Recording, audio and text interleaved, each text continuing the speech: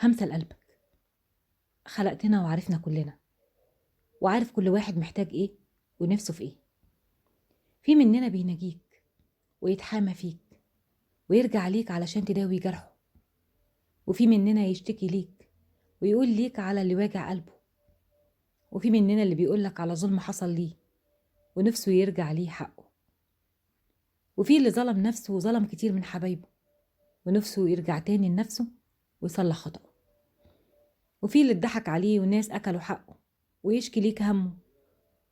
مين في الكون عايش إلا وشايل هم على قلبه؟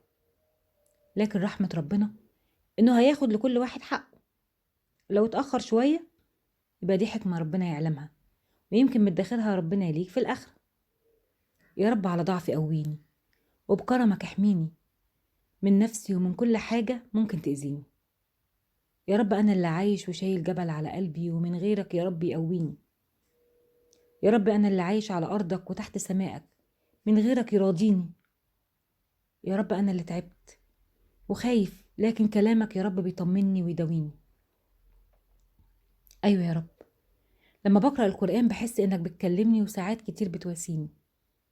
لما بسمع كلامك يا رب بحس إنك حاسس بيا ومش ناسيني، قريب قوي مني، ومين هيكون قريب غيرك يا رب.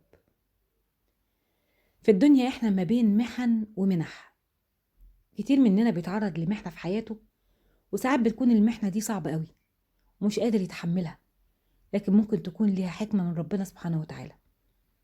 لعلها محنة تغفر ذنب، تعلي شأن. الاختبارات هتفضل في حياتنا ما دمنا عايشين. في داخل المحن منح من ربنا عشان يرزقنا الرجوع ليه. أحبك ربي. قول يا رب. همسة القلب.